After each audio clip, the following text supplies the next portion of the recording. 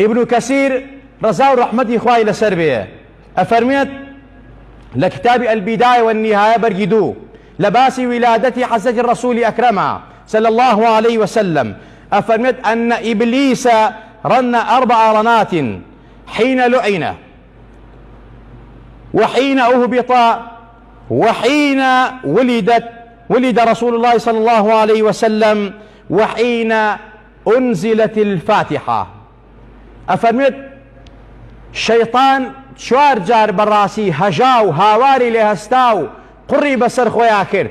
یەکەم جار لەو کات و ساتەکە خوا نەفرەتی لێ کردو لە بەهەشتا دەری کرد خوای گەورە پێی فەرمی ئینەکە ڕەجیمون تۆ مەلعونی و لە ڕەحمەتی من دووری.